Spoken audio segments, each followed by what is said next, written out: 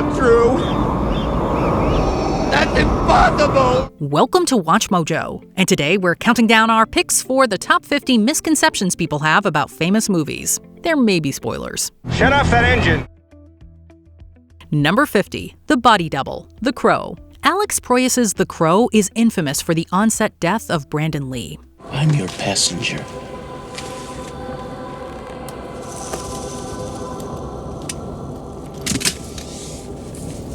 Drive. Due to this tragedy, many believed most of Lee's scenes were completed using a stunt double. In truth, Chad Stahelski stepped in as a stand-in after Lee's death, but not for the majority of the film as often assumed. Before his death, Lee had nearly finished all his scenes, with only 3 shooting days left for him. What are you supposed to be, a clown or something? Sometimes. A few shots, including the opening scenes and apartment return sequences, used digital face replacement to overlay Lee's face on Stahelski's body. Some scenes were also rewritten or restructured to minimize the need for Lee's presence. While some fans claim more scenes involved a double, those theories remain speculative. You're gonna say I shouldn't be in a cemetery in the middle of the night, right? Safest place in the world to be. Number 49. No CGI bulge shrinkage. Superman Returns. Beyond Superman's noble qualities and superpowers, other elements of his design have long been subjects of speculation. There are questions to be asked.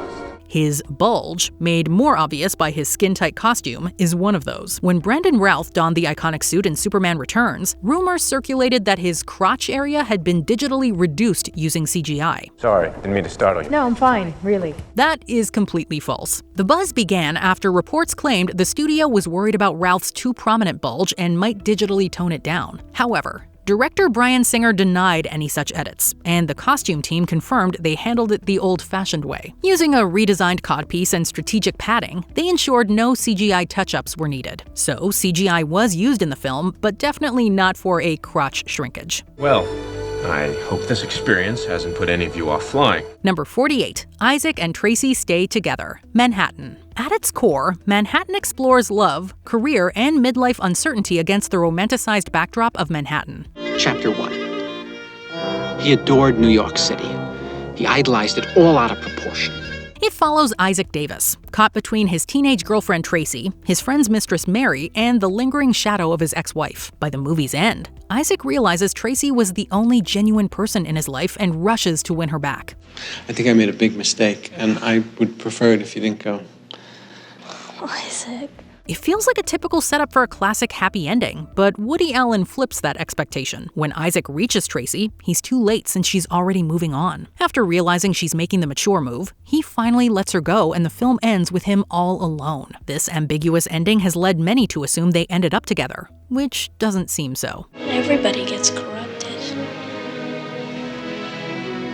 You have to have a little faith in people.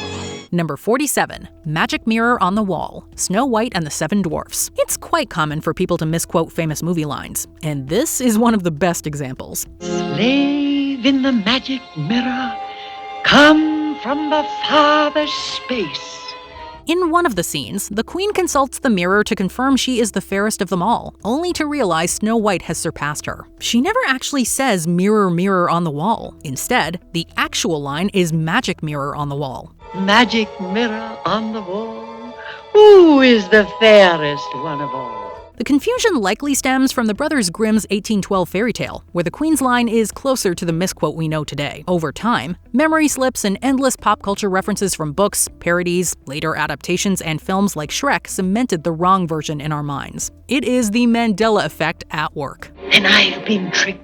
Number 46. Poster wasn't sabotaged, The Little Mermaid. Those who grew up watching Disney classics might remember the strange controversy that rocked their 1989 hit The Little Mermaid. But if you would just listen! Not another word! When the VHS covers hit the shelves, sharp-eyed consumers noticed something odd. One of King Triton's castle spires looked suspiciously like a phallic symbol. Rumors spread that it was a hidden joke by a disgruntled Disney artist, and some stores even pulled copies from their shelves. I'm not asking much, just a token, really a trifle. In reality, the artwork had been designed by a freelance illustrator working under a tight deadline, and the resemblance was unintentional. Still, the supposed dirty joke caused quite a stir. While Disney never recalled the VHS, that particular design was quietly replaced in later prints. I love you, Daddy. Number 45. Jill's Death, Goldfinger. One of the most iconic James Bond movies, Goldfinger sees James facing off against Auric Goldfinger. How'd you do? How do you do? Shirley Eaton plays the role of Jill Masterson, Goldfinger's assistant who helps him cheat at games. After Bond exposes the scheme and spends the night with her, he wakes up to find her dead. Jill? She is completely painted in gold, and James claims she died of skin suffocation. This led to a long-standing myth that being painted head to toe can suffocate you. The rumor was so widespread that people even believed Eaton had died during filming since she stepped away from acting. But scientifically, this is inaccurate. No one died a paint-related death on the set of Goldfinger. While covering the skin can block sweat glands and cause overheating, we don't breathe through our skin. So yeah, Bond is wrong. Number 44. Khan Noonien sings Muscles. Star Trek II: The Wrath of Khan. Nicholas Meyer's 80s sci-fi flick was both a critical and commercial success. Much of its lasting power comes from Khan Noonien Singh, the vengeful villain played by Ricardo Montalban. Ah, Kirk, my old friend. Do you know the Klingon proverb that tells us revenge is a dish that is best served cold? His commanding presence made him one of the most unforgettable antagonists in Star Trek history. At 62, Montalban's muscular, broad-chested look stunned fans, sparking a persistent rumor that his impressive physique was all prosthetics. But that myth has been officially debunked. Both Montalban and Meyer made it clear it was all the actor. Con bloodsucker. You're gonna have to do your own dirty work now. Do you hear me? Do you? Kirk. Kirk, you're still alive, my old friend. The director even said that Montalban was in great shape and maintained a strict fitness routine. So that powerful physique fans still admire came from discipline, not padding. To the last, I will grapple with thee. Number 43. George wasn't really crying. Harry Potter and the Deathly Hallows Part 2. The Harry Potter franchise has inspired countless behind-the-scenes rumors, and one of the most persistent involves the Weasley twins.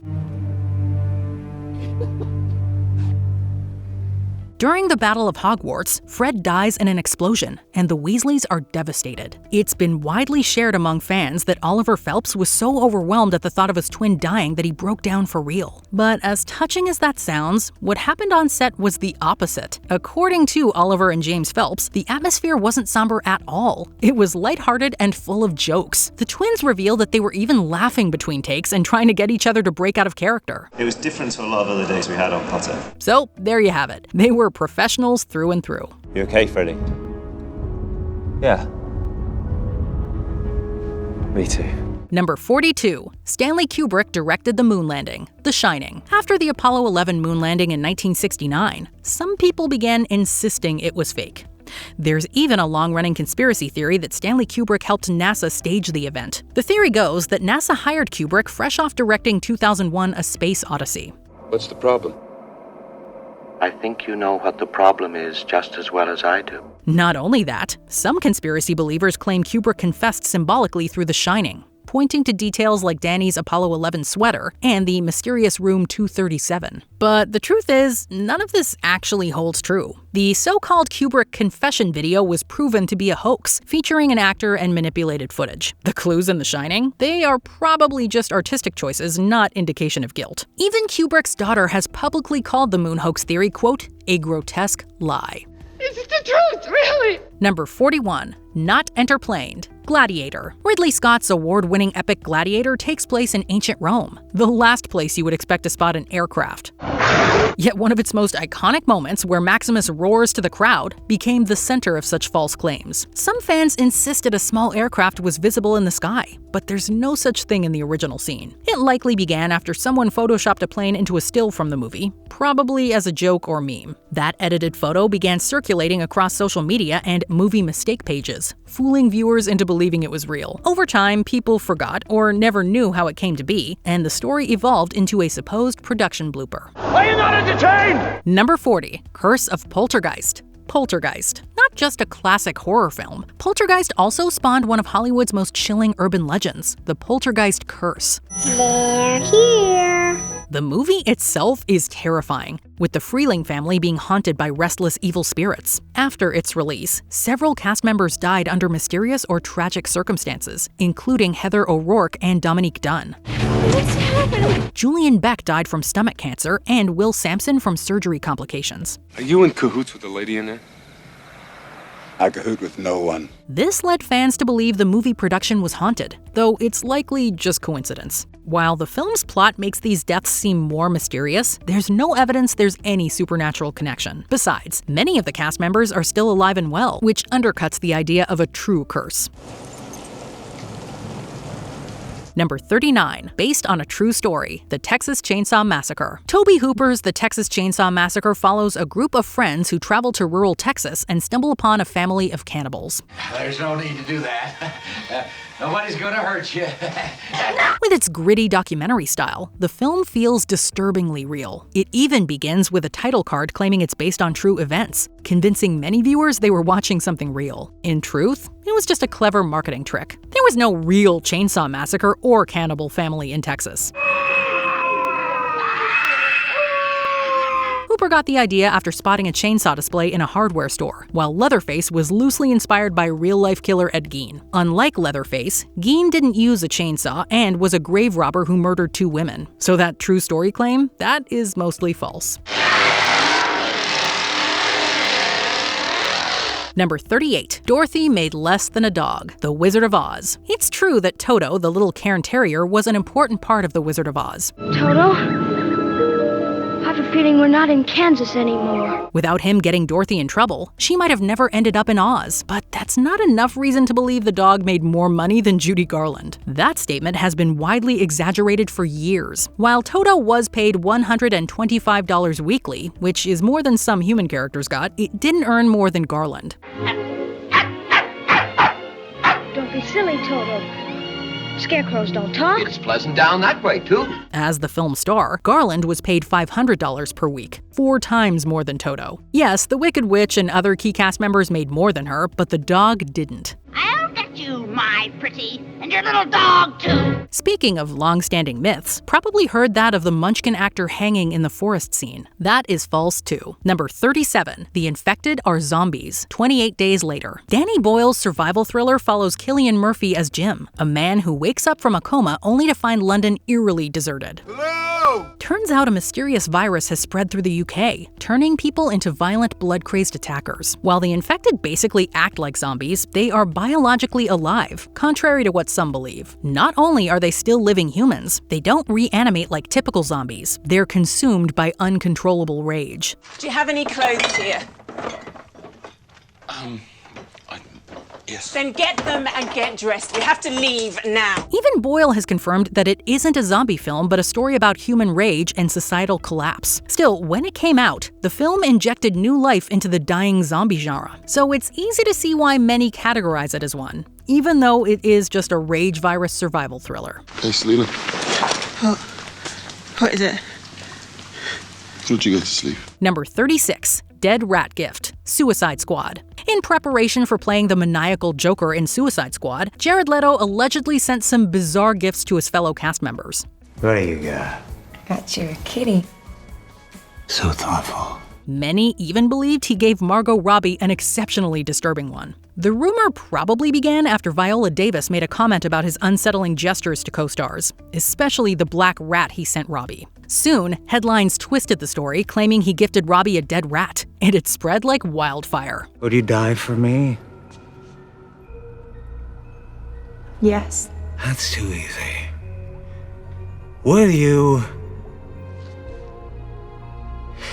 live for me?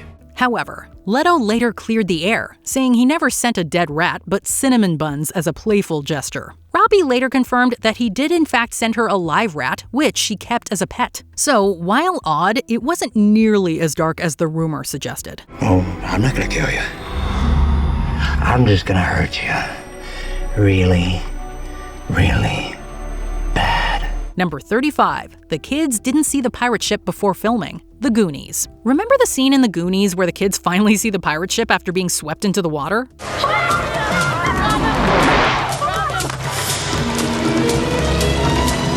For years, fans believed director Richard Donner kept the ship hidden from the cast to capture their genuine reaction. While that is a great story, it's not entirely true. You really think there's a treasure here? Andy, this whole ship's a treasure.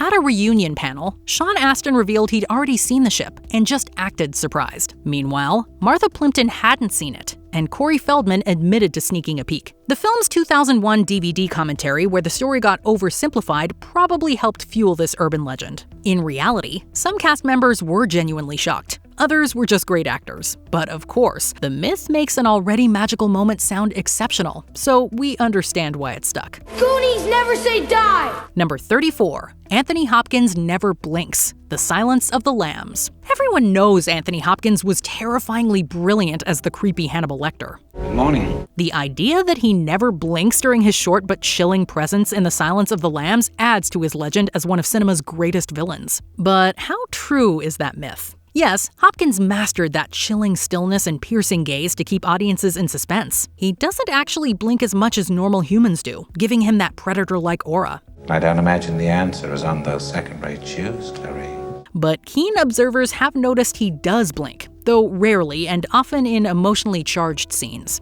You can spot it during the fava beans and a nice Chianti and quid pro quo scenes. So the idea that he never blinked is just likely a classic Mandela effect. Quid pro quo. I tell you things, you tell me things. Number 33. The Drunk Extra, Being John Malkovich. Praised for its bizarre concept, Being John Malkovich is a surreal drama about a man who discovers a portal leading directly into actor John Malkovich's mind. There's a tiny door in my office, Maxine.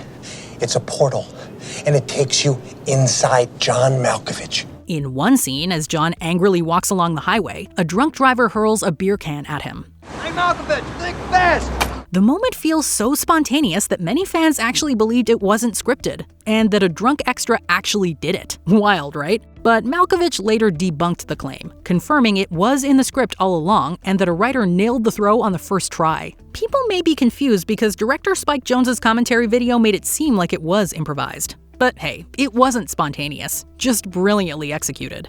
Jesus, why couldn't I have found the portal to a younger body? Number 32. Back to the Future 2 predicted a future MLB champion. Back to the Future Part 2. Wouldn't it be great if movies could actually predict the future? Sadly, real life doesn't work that way. Though this film came eerily close. In one scene, Marty travels to 2015 and discovers that the Chicago Cubs have won the World Series. Oh, wait a minute. Cubs win World Series.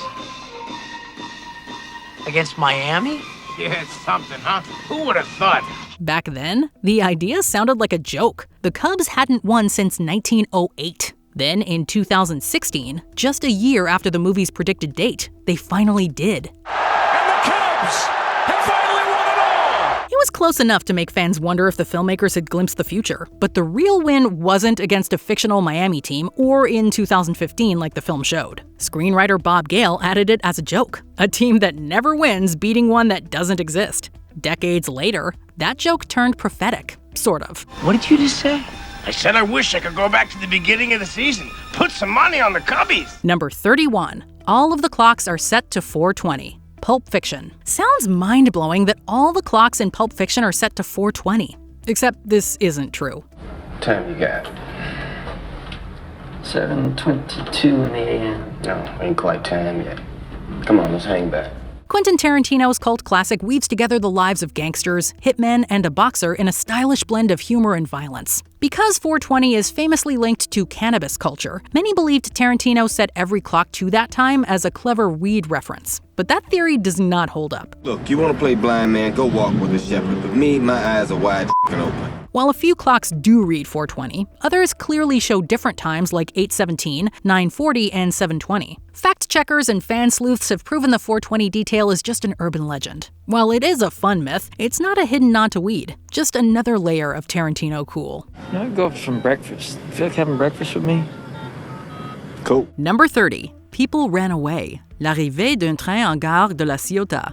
Well, we might as well go all the way back to the beginning. The year, 1896. The movie, L'arrivée d'un train en gare de la Ciotat, a 50-second video of a train pulling into a French station. It's not much today, but just imagine how mind-blowing this must have been back in the late 19th century. In fact, it's said to have been so mind-blowing that people in the audience burst from their chairs and ran screaming from the cinemas, so terrified they were of being run over by the train. He's coming right at us!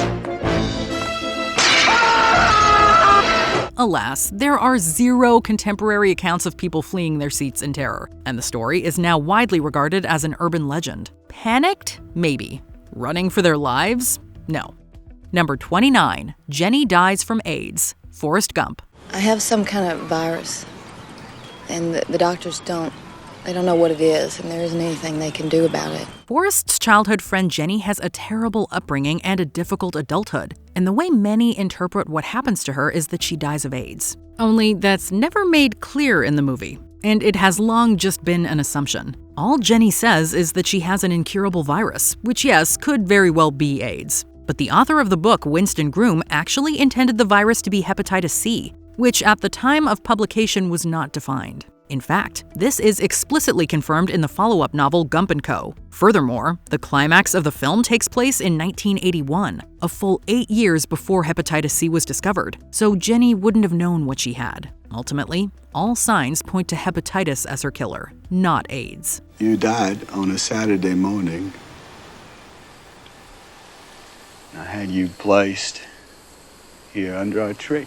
Number 28. Play it again, Sam. Casablanca. There are a number of quotes from Casablanca that have become cultural icons. We'll always have Paris, here's looking at you, kid, play it again, Sam.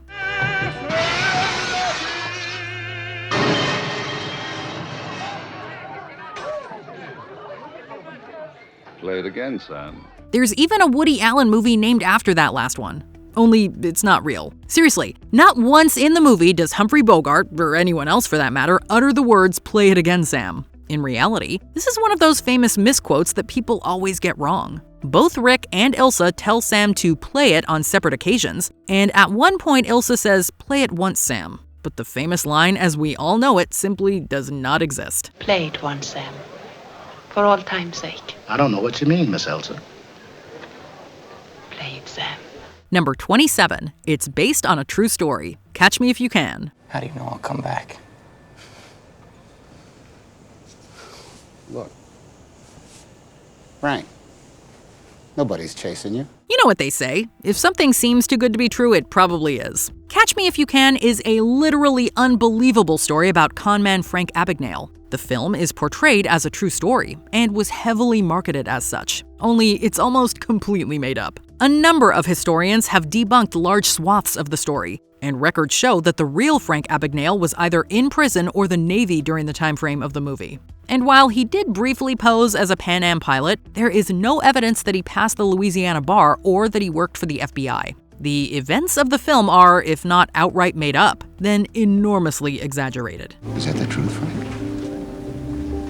Is that the truth? Number 26. It's all CGI. Jurassic Park. She was my favorite when I was a kid. Now I see she's the most beautiful thing I ever saw. There's a common misconception among film lovers that Jurassic Park is filled with CGI and that this CGI still looks better than 99% of movies today. Only most of what you see on screen was done practically by Stan Winston using puppets and animatronics. That includes the star of the show, the famous T-Rex, which was made using a 40-foot-long robot that weighed over 17,000 pounds. And yes, what sparing CGI was used does still look pretty good, especially considering its age. But aged it has, and the full-blown CGI dinosaurs look decidedly fake today.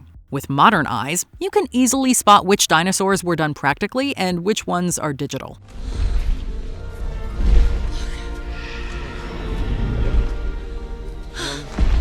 It's a dinosaur. Number 25. The Dollars Trilogy is connected. The Dollars Trilogy. When a man with a .45 meets a man with a rifle, you said the man with a pistol's a dead man. Let's see if that's true. Much confusion has grown surrounding this famous set of movies from Sergio Leone. Some people are of the opinion that these films are connected. It's called a trilogy, they all share the same director, and Clint Eastwood both looks and acts the same in all three movies. But the individual films were never intended to be a trilogy, and their stories have absolutely zero bearing on each other. The so-called man with no name is also not a single character, despite their similar personalities. Joe, Manco, and Blondie are three different people. The whole trilogy concept traces back to United Artists, who wished to group the movies together as a marketing gimmick. You see, in this world, there's two kinds of people, my friend. Those with loaded guns, and those who dig. Number 24. The cast didn't know about the Chestburster. Alien. Gotta have something to eat before we go back.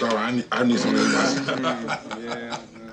One more meal before bedtime, I'm buying. Along with being a legendary film, Alien also claims one of the most famous pieces of movie lore. It is widely shared that the cast did not know about the chestburster beforehand, and that their horrified reactions are 100% genuine. But once again, this story is greatly exaggerated. The cast knew perfectly well what was going to happen, as it's described in great detail in the screenplay. Furthermore, blood pumping machines were placed under the table and the crew were all wearing raincoats, so they knew blood would be shooting out of Kane's stomach. According to Veronica Cartwright, they were even shown mock-ups of what the alien would look like. As for their supposedly horrified reactions, that's just good old-fashioned acting. Get her head sealed. Anybody want to say anything? Number 23. Viggo Mortensen deflects a knife. The Lord of the Rings, The Fellowship of the Ring.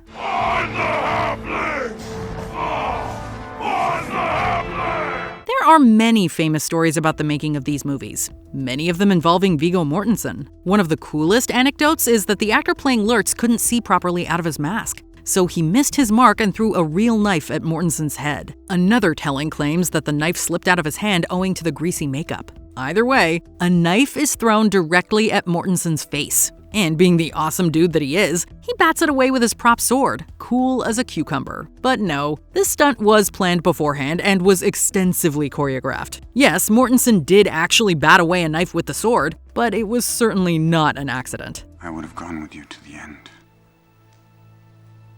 Into the very fires of Mordor. Number 22. Leo rubbed his blood on Kerry Washington's face. Django Unchained. Hey! Lay your palm flat on that tabletop! If you lift those palms off that turtle shell tabletop, Mr. Pooch is gonna let loose with both barrels that sawed off. You've all heard the story. Leonardo DiCaprio furiously slammed his hands onto the table, accidentally hitting one of the glasses and slicing his palm open. Ever the pro, he stayed in character and completed the scene, even improvising the part where Candy smears his blood over Hildy's face. Yes, it's true that Leo cut his hand open, and yes, he remained in character, but he absolutely did not smear his blood on Kerry Washington. This would have been absurdly unprofessional and would have violated a book's worth of health and safety laws. In reality, the scene cut, Leo was cleaned up, and they made some fake blood to rub on Washington's face. So every moment after that moment in the movie, we shot twice. We would shoot completely bloody with him touching my face with fake blood. And then we had to take everything off and shoot it again totally clean because he just wanted to have the option in the edit of blood or no blood. Number 21. The Joker's reaction was improvised. The Dark Knight. If Coleman Reese isn't dead in 60 minutes, then I blow up a hospital. Sorry to burst everyone's bubble, but no. Heath Ledger did not improvise a single second of the hospital explosion. It has long been reported that the special effects failed and that Ledger remained in character, even smacking the detonator to add a moment of levity. But this was not an off-the-cuff thing. Quite the opposite, in fact. Christopher Nolan claims that they, quote, rehearsed endlessly, and that every second of the shot was planned in advance. In fact, the delayed explosion was the idea of special effects supervisor Chris Corbould, who used it as a practical means of getting Ledger away from the massive fireballs. Do I really look like a guy with a plan? You know what I am? I'm a dog chasing cars. I wouldn't know what to do with one if I caught it. You know, I just do things. Number 20. A person died looking for the money. Fargo. What Shep told us didn't make a whole lot of sense. Oh no, it's real sound. It's all worked out. You want your own wife kidnapped? Yeah. The film Fargo is a darkly comedic caper involving a substantial amount of ransom money. In one scene, Steve Buscemi's character stashes the cash on the side of a road in the snow. The money remains unfound by the film's end. I just don't understand it. A few years after the film debuted, a Japanese woman named Takako Konishi was found dead in Minnesota after passing through Fargo. Some incorrect reporting at the time of her death led to the false claim, and later urban legend, that she died searching for the hidden money in the mistaken belief that it was real. This myth even gave rise to a film of its own, called Kumiko, the Treasure Hunter. I discover treasure right here. Number 19. A Death in the Chariot Race. Ben-Hur. The climactic chariot race is a major centerpiece of this legendary religious epic.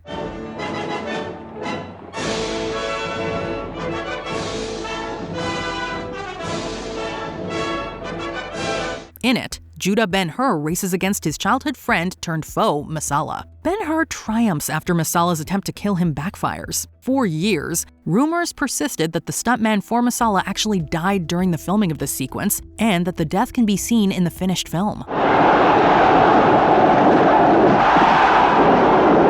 However, no one involved with the film has ever mentioned any accident during the making of this scene. These sorts of myths around race scenes are fairly common, but as one of the most famous in cinema history, the one from Ben-Hur has been particularly persistent.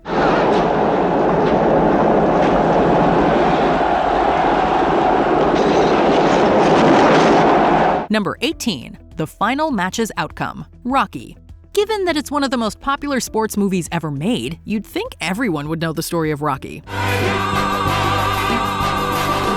But arguably, the most crucial part of the first film in this storied franchise has a major misconception about it, because Rocky actually loses. Plenty of people assume that Rocky Balboa wins his match against Apollo Creed. And there's the bell for round one, the most publicized fight of the ages. The fighters come into the center of the ring, looking at each other. Rocky just looking. And while Rocky does give Apollo one incredible fight over 15 rounds, Creed is ultimately declared the victor by split decision. Perhaps this myth has remained because Rocky's story is an underdog story. Here it's chaos. Rocky, you went the distance. You went the 15 rounds. How do you feel? All right, fella. What are you thinking about when that buzzer sounded for that line? What do you think about when the... So many other underdog stories result in the plucky up-and-comers triumphing despite the odds. And while Rocky does succeed in proving himself, he doesn't technically win. Apollo can't believe it. Number 17, Gremlins After Midnight. Gremlins. Everybody knows the rules with Gremlins, right? Ready? 1, 2, 3. No. Don't put them in light, don't get them wet, and don't feed them after midnight. Well, not really. Despite Gremlins being the name of the film, these famous rules are for the Furby-like Mogwai. Feeding these adorable creatures after midnight is what turns them into gremlins in the first place. It's a real gremlin, my kid! However, for people who only know the movie through pop culture or who only saw it once, the name Mogwai just doesn't have the same name recognition, which is probably how this misunderstanding came about.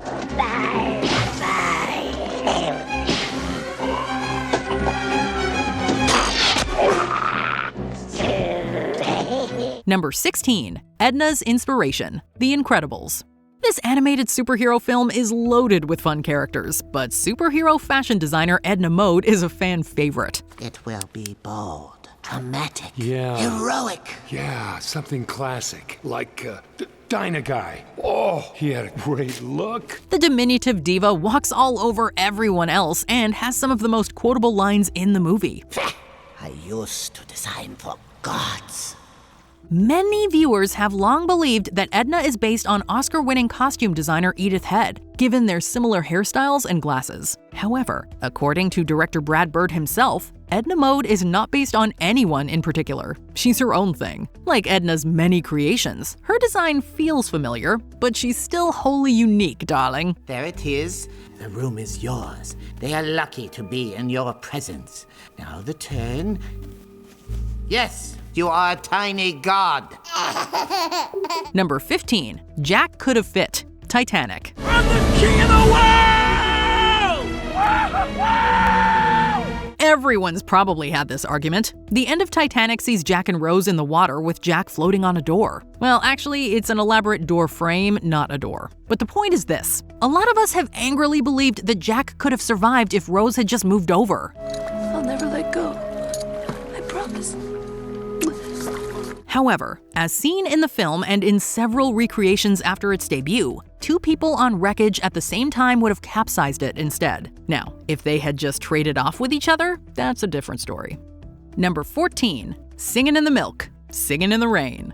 As one of the most acclaimed films of all time, Singin' in the Rain has had plenty of rumors about it bandied about over the years. I'm singing in the rain, just singing in the rain.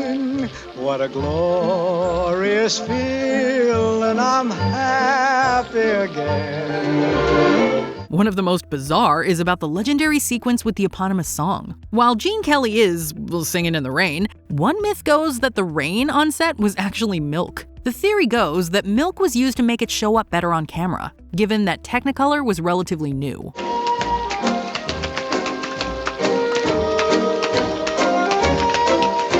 However, Kelly's widow, Patricia Ward Kelly, has flatly denied this absurd idea. Plus, it's not like Singin' in the Rain was the only movie to have rain on film. It wasn't over. It still isn't over. Number 13. Do you feel lucky, punk? Dirty Harry. Clint Eastwood has made a career of playing grizzled badasses. Every gun makes its own tune. One of his most famous roles is as the titular not-so-clean cop Dirty Harry Callahan. When Harry confronts various criminals within the film, he utters the immortal signature line, "Do you feel lucky, punk?" Or at least that's how just about everyone misquotes his line. His actual line is far more involved and comes at the tail end of a speech. You've got to ask yourself one question. Do I feel lucky? Well, do you, punk?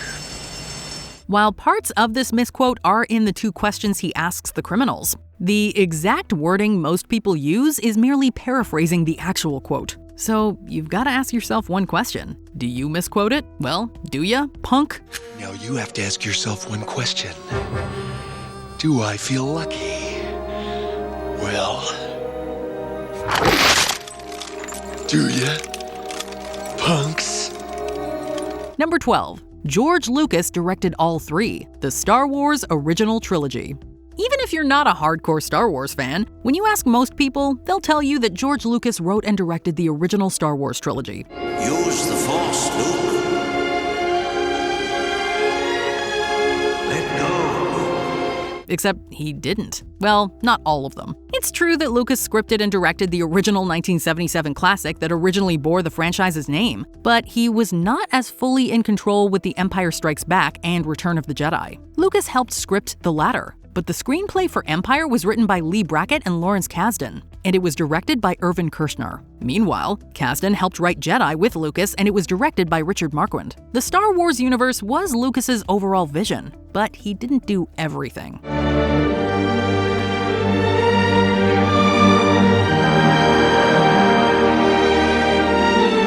Number 11. Background Ghost. 3 Men and a Baby. One of my favorite movies ever, 3 Men and a Baby. This 80s comedy features 3 guys roped into taking care of an infant girl dropped on their doorstep. The birth father is one of them, Jack.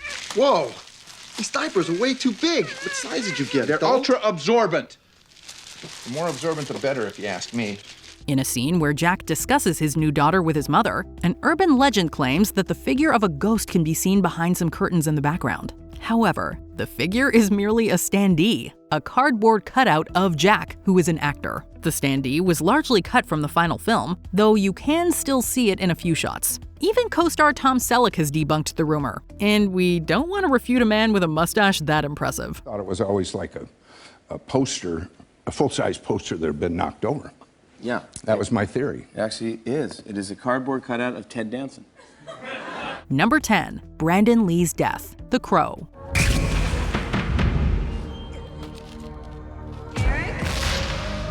As relayed in an earlier entry, Brandon Lee was the star of The Crow, playing the protagonist Eric Draven, and died during filming. During a scene that called for a gun to be fired, a dummy bullet was left in the firearm and was not properly removed, as the gun specialist had gone home. When the gun went off, Lee was shot for real and died later in the hospital. However, despite popular belief, the take in which he was fatally wounded was not used in the final cut of the film, and was in fact destroyed after being used in evidence in the investigation into the accidental death.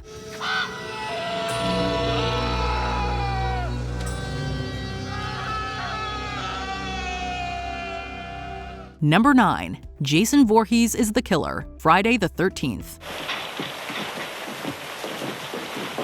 Jason Voorhees is the famed killer of the Friday the 13th franchise, but he wasn't always. In the first installment, it's actually Jason's mother Pamela that kills teenagers, taking her revenge not only on the 2 camp counselors whose negligence led to her son's apparent death, but also on counselors decades later too.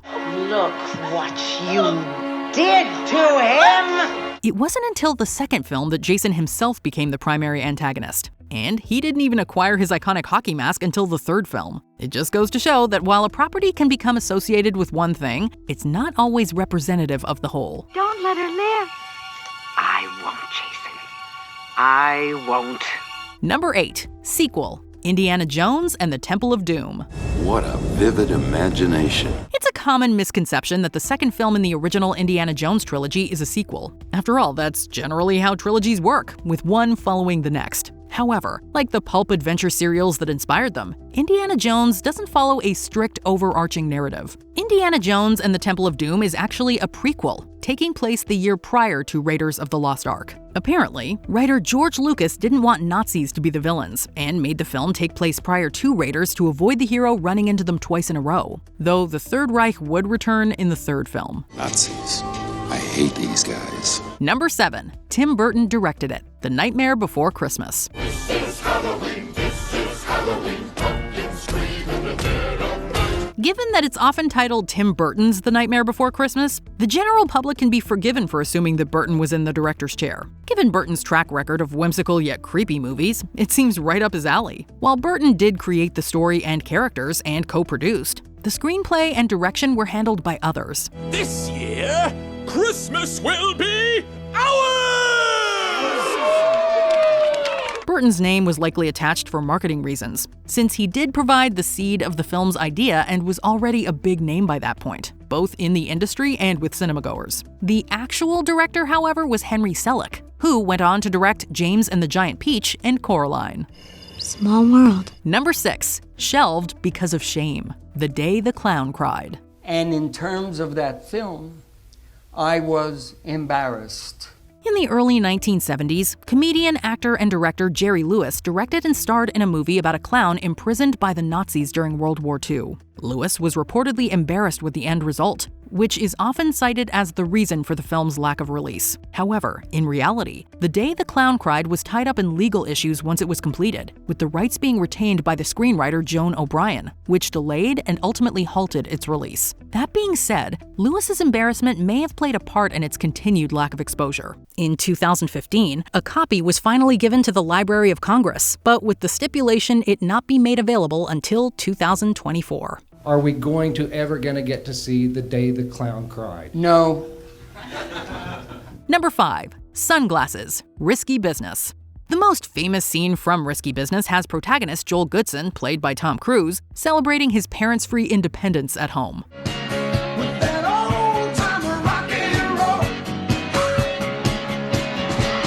He dances around to Bob Seger's old-time rock and roll in nothing but his underwear, a white shirt, and sunglasses. Or at least that's the way every parody of the moment shows it. In the original scene, Cruise wears a light pink shirt and has no sunglasses.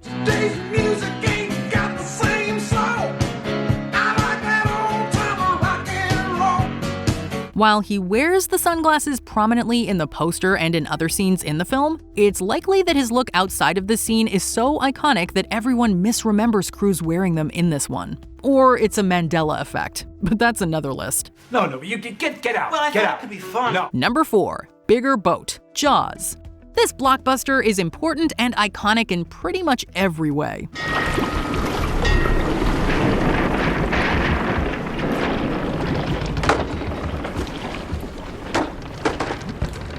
However, when it comes to quotes from the film, arguably the most famous one is also one of the most frequently misquoted. In the famous scene, Martin Brody is throwing chum behind Quint's boat and spots the massive shark they're hunting. Retreating into the cabin, he tells Quint, "You're gonna need a bigger boat."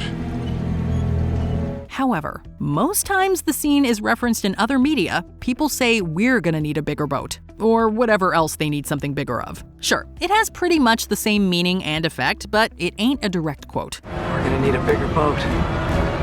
Number 3. Hello, Clarice. The Silence of the Lambs. A census taker once tried to test me. I ate his liver with some fava beans and a nice Chianti. Since we're on a misquote streak, here's another imaginary line everyone thinks is real. Over the years, whether in scripted pop culture references or just regular movie fans having conversations, The Silence of the Lambs is misquoted. Hannibal Lecter is remembered as saying, "Hello, Clarice," in his menacing greeting to FBI agent in training Clarice Starling. However, although it's become iconic, it isn't accurate. Good morning. Hannibal's greetings to her in the film are limited to a good morning and a good evening, Clarice. Good evening, Clarice. Sure, he says the exact phrase to her in the sequel, but that was a decade later. Silence. of the land. Hello, Clarice. It's good to see you again. Number 2. Luke, I Am Your Father. Star Wars Episode 5, The Empire Strikes Back. Search your feelings. You know it to be true. Back to the original trilogy. You'd think it'd be hard for people to get something so famous so wrong, but if you search your feelings, you'll know it to be true. Despite being one of the most oft-quoted lines in film history, the phrase "Luke, I am your father" is never actually said by Darth Vader. The line is "No, I am your father." No, I am your father. The misremembered line has, through misquoting and paraphrasing in pop culture, become so prevalent that people mistakenly believe it's actually present in The Empire Strikes Back. But like "Play It Again, Sam" from Casablanca, it isn't. Play it, Sam. Play as time goes by. Before we continue, be sure to subscribe to our channel and ring the bell to get notified about our latest videos. You have the option to be notified for occasional videos or all of them. If you're on your phone, make sure you go into your settings and switch on notifications. Number 1. SEX in the Sky, The Lion King.